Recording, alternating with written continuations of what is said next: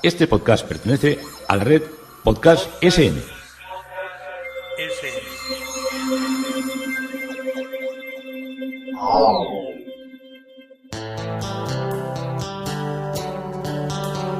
Historia con sentido.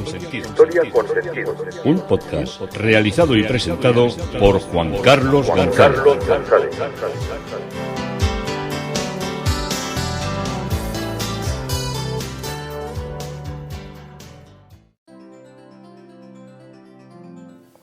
Un saludo a cuantas personas me escuchan a través de las redes sociales, de Facebook, de Twitter, de mi página web Historia con Sentido. Yo soy Juan Carlos González y un día más encantado de acercaros una parte de la historia. Hoy el tema propuesto es Hannover, la nueva línea dinástica que entra en la monarquía inglesa a la muerte de Ana de Gran Bretaña. Bueno, hemos hecho un largo recorrido. Hoy terminamos la historia del parlamentarismo, la historia de los movimientos religiosos que acompañan 2 siglos de la historia de Inglaterra, la historia de toda una serie de monarcas que cabalgaron entre Enrique VIII de Inglaterra, con Isabel, con todos estos monarcas, con todas sus peleas, guerras, con el intento republicano de Cromwell. En fin, una larga historia, 200 años que nos han dado para muchos capítulos, pero que nos dejan claras, creo, algunas cosas. Y eso es lo importante que tiene la historia, no solo que la escuchemos, que la oigamos, sino que sepamos tener algunas, porque la historia nunca va a tener toda la precisión desde todos los ángulos, tengamos algunas referencias para seguir entendiéndolas. Y nos podemos preguntar en este momento qué ha quedado de todo aquello. ¿Qué ha quedado? Pues bueno, ha quedado el parlamentarismo, han quedado los partidos que en la actualidad se reparten el electorado inglés, que son el Partido Conservador, el Conservative Party, que se trata del viejo partido Tory, y que aún se llama así en el lenguaje corriente, a pesar de que desde 1830 ha asumido la denominación de conservador.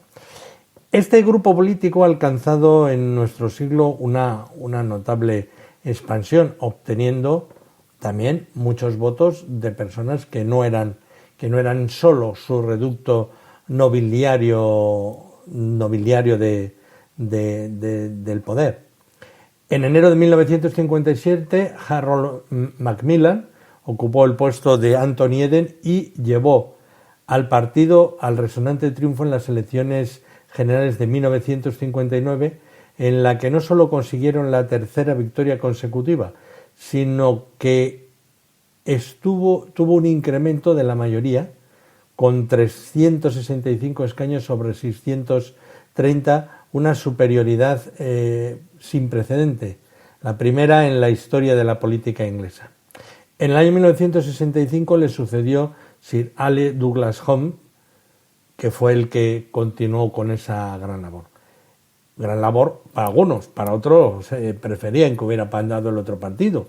Y el otro partido era el Partido Laborista, el Labour Party, fundado en 1900 como una asociación de digas muchas veces de inspiración socialistas, de los sindicatos, de la famosa trade unions, de consejos obreros y de organizaciones electorales locales que tenían la tendencia socialista del momento. Su objeto fue dar una representación parlamentaria al mundo del trabajo, el Labour Party significa Partido del Trabajo, y en el periodo siguiente a la Primera Guerra Mundial, la decadencia de los liberales produjo el auge de los laboristas, que sustituyeron a aquellos como alternativa frente a los conservadores. Los laboristas llegaron al poder solos en 1924 con J. Ramsay MacDonald y luego en 1929-31 con el mismo líder. Tras el paréntesis de la guerra, en los periodos bélicos Inglaterra es gobernada por una coalición de ministros tanto de la mayoría como de la oposición, y el Partido Laborista volvió al poder con Clement Attlee desde el año 1945 a 1951. En las elecciones generales de 1959, su gran fuerza parlamentaria se restringió a 258 escaños sobre un total de 630, y en 1964 volvieron otra vez al poder con Harold Wilson a la cabeza del partido. De este todavía me acuerdo yo cuando oíamos en la radio Harold Wilson, y decíamos, ¿quién será ese señor? Siempre aquellos partes de la radio, que era como se llamaban a los informativos, todos igualados, porque te obligaban a poner ese noticiario, que era el que organizaba el régimen, ya hablaba de Harold Wilson. El régimen de Franco me estoy refiriendo. Es obvio que los laboristas, aunque se declaran socialistas, no puede decirse que sean marxistas. El Partido Liberal Party. Los liberales son los herederos, son el otro grupo que queda, directos de los Whigs, y han tenido siempre de 5 a 10 parlamentarios, contra los 300 aproximadamente de cada uno de los dos partidos. Como vemos, pese a la presencia de los liberales, el sistema inglés es sumamente bipartidista. Esto está fundado en dos grupos políticos, uno en el gobierno y el otro en la oposición. ¿Qué ventaja ofrece este sistema? Pues puede tener muchas desventajas, pero hace que el Parlamento sea, por decirlo así, más homogéneo, y el gobierno puede ser más estable, y se repiten las repetidas crisis que ha sufrido, por ejemplo, otros países después de la guerra, y no vamos a hablar de Italia. Los dos partidos en pugna se dirigen a todas las clases sociales, porque no hay un sector poblacional que sea propiamente de un partido. O sea, esto nos pasa lo mismo. Aquí en el fondo ya no somos un país bipartidista, pero no quiere decir que algún día lo volvamos a ser, o no, porque cada país es un mundo, y por ejemplo Italia está feliz en toda esa fracción de partidos que hay, y aquí ahora nuestra realidad, después de muchos años en un bipartidismo, pues se ha abierto el melón, y hay pues muchos grupos. De alguna manera también viene bien, de alguna manera, porque el que gobierna tiene que pactar, y el pactar, algunos dicen que es muy malo, pero también con los pactos a veces se consiguen cosas. No sé, esto es abrirse cada uno a su ideología política y a su mundo, y ahí hay que dejar todo lo que son esos detalles. Así que es un poco cómo está dividido en la actualidad el Parlamento británico, que lo vemos a veces funcionando y a veces también estrellándose y gritándose y enfadándose unos con otros, como se hace en las grandes democracias. Y vamos a dejar a la reina Ana de Gran Bretaña, y va a llegar la dinastía Hanover. Pero quiero despedirme de este recorrido que hemos estado haciendo con una pieza musical espectacular que compuso Händel, que fue la Oda para el cumpleaños de la reina Ana. Os dejo con ella.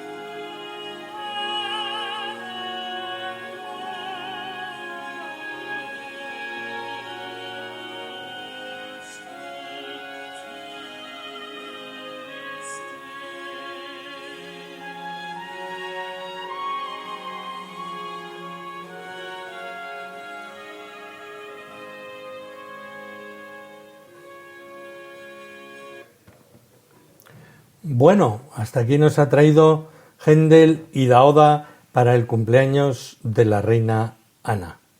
Bellísimo documento sonoro con el que yo con pena, de verdad, que ha sido un tema que me ha entusiasmado tanto, con pena de terminar este podcast, pero hay muchos temas en la historia para proseguir animados y con buena onda y con buena nota. Bueno, muere la reina Ana. La reina cayó enferma en el Palacio de Kensington, víctima de un ataque de gota que se complicó con infecciones por erisipelas. Los episodios febriles y los accesos consiguientes desembocaron en un accidente cerebrovascular que acabó con su vida. Eran las 7 de la tarde del 1 de agosto de 1714. Ana tenía 49 años de edad, pero su cuerpo estaba tan hinchado que cuando fue enterrado en la abadía de Westminster se tuvo que utilizar un ataúd 2 veces más ancho de lo normal. Es el detalle morboso. Bueno, y llega Jorge I de Gran Bretaña a Hannover.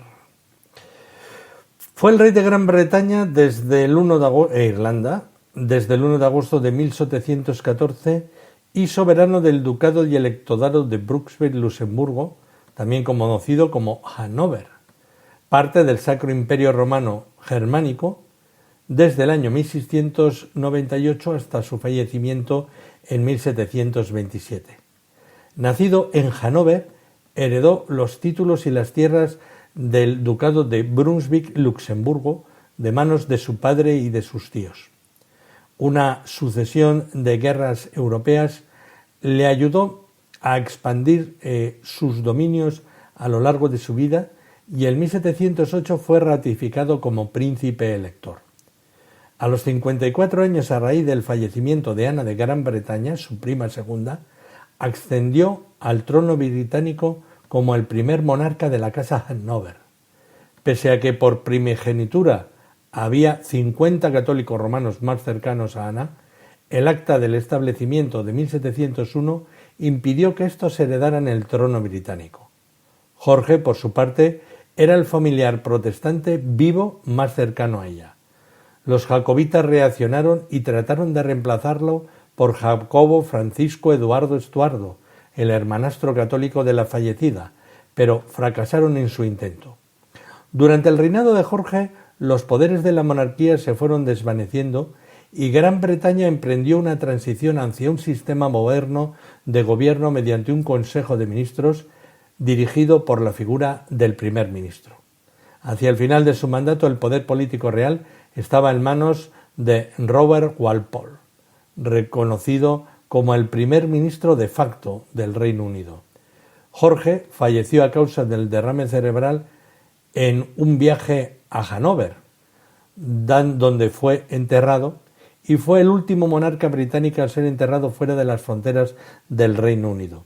Durante la Guerra de Sucesión Española, entre los años 1701 y 1714, Jorge luchó con distinción contra los franceses.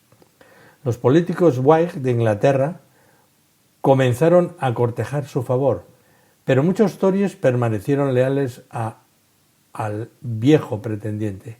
Cuando la madre de Jorge murió el 8 de junio de 1714, se convirtió en el heredero al trono, y a la muerte de la reina Ana, como hemos visto, el 1 de agosto de 1714, los Whig, que acababan de tomar el control del gobierno, lo llevaron al poder.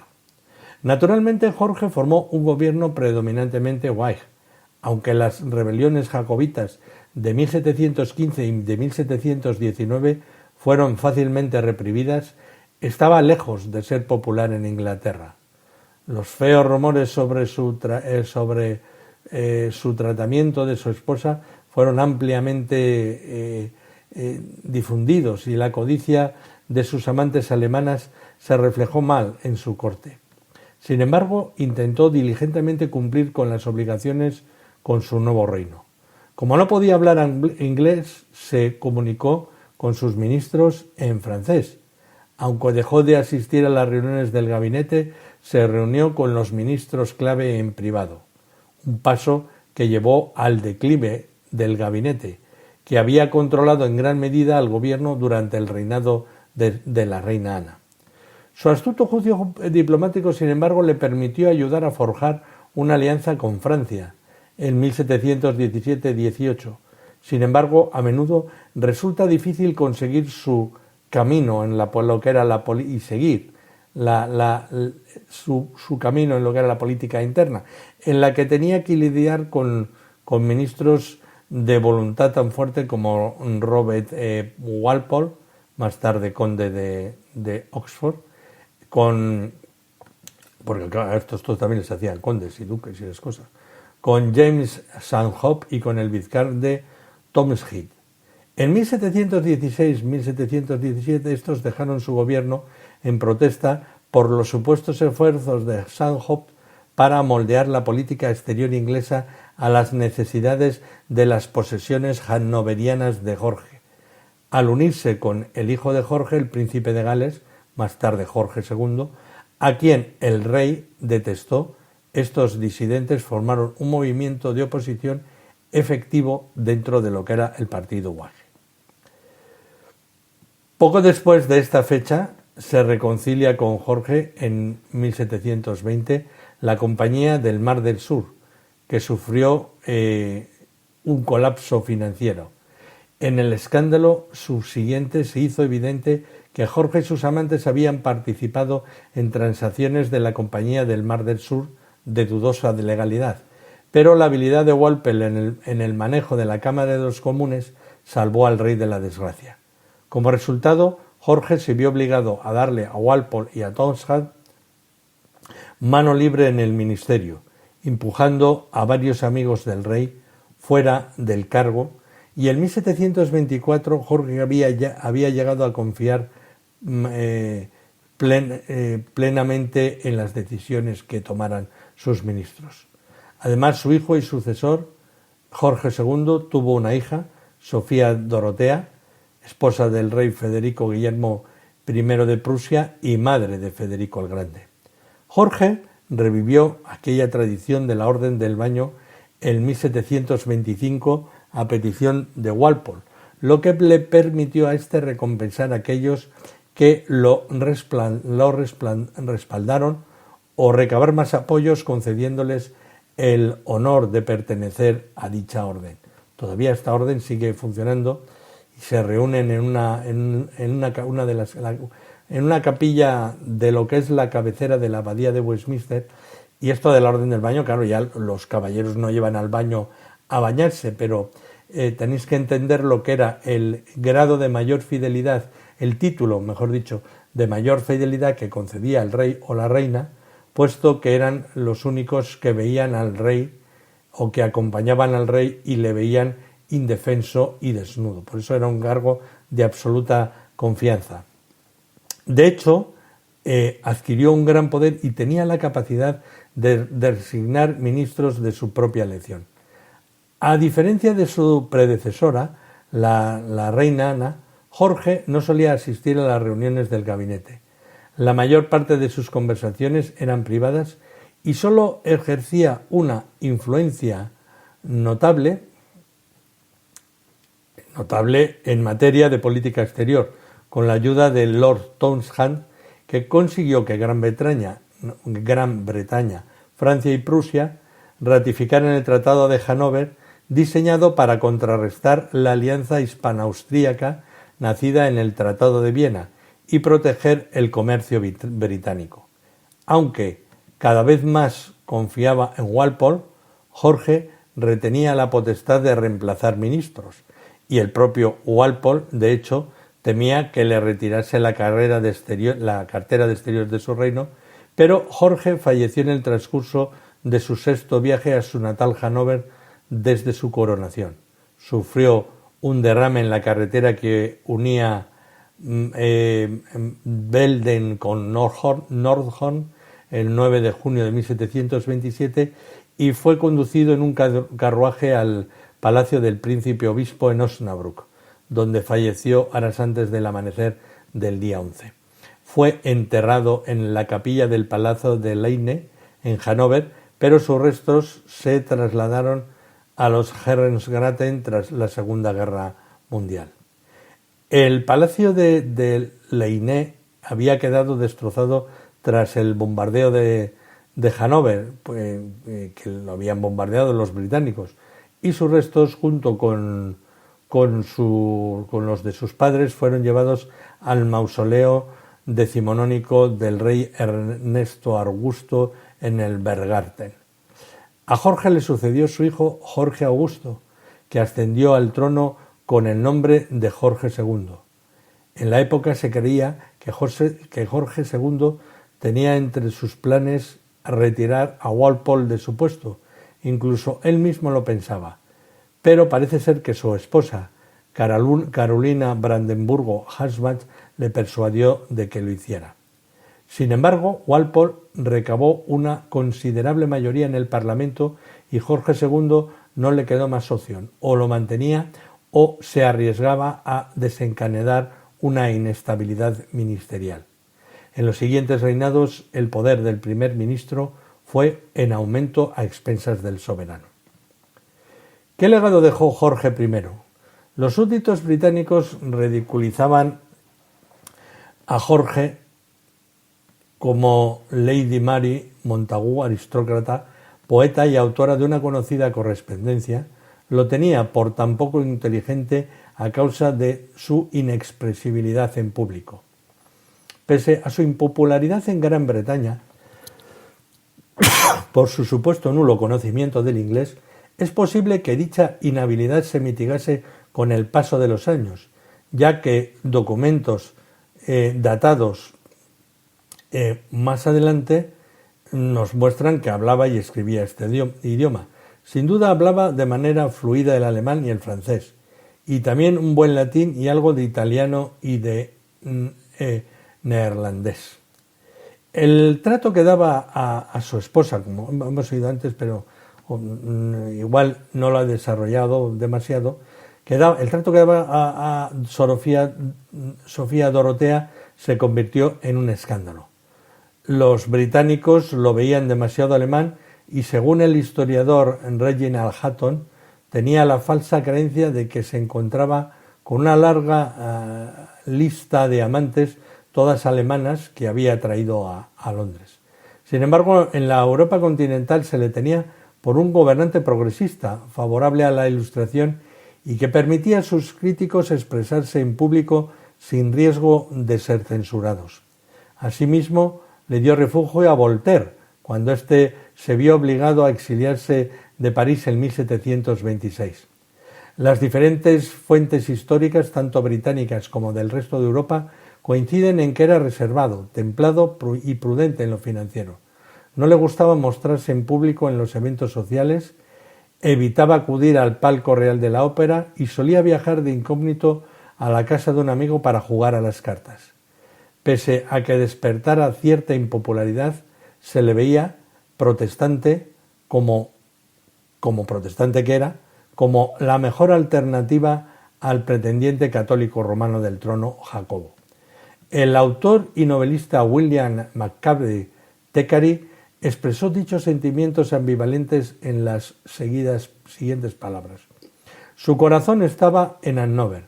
Tenía más de 50 años cuando vino con nosotros. Lo acogimos porque lo queríamos, porque podía darnos lo que necesitábamos. No nos reíamos de sus groseras maneras alemanas y nos burlábamos de él.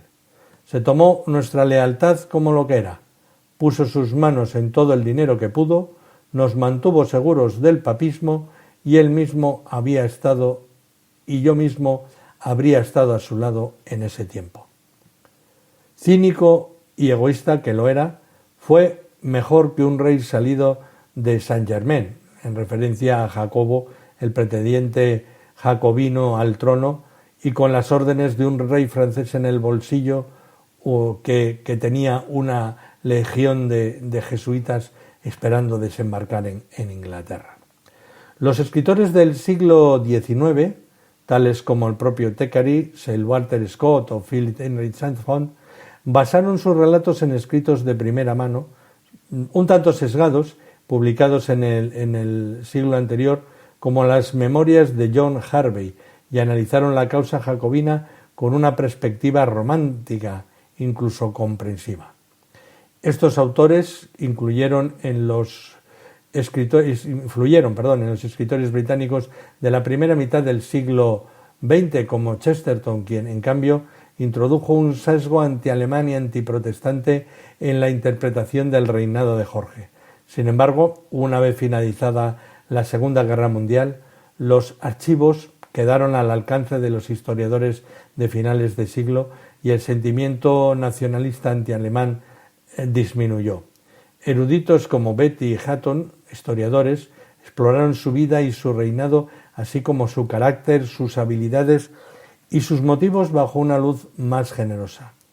John Plum hizo notar lo siguiente: algunos historiadores han exagerado la indiferencia que el rey mostró hacia los asuntos domésticos y han convertido su ignorancia del idioma en algo más importante que lo que realmente fue.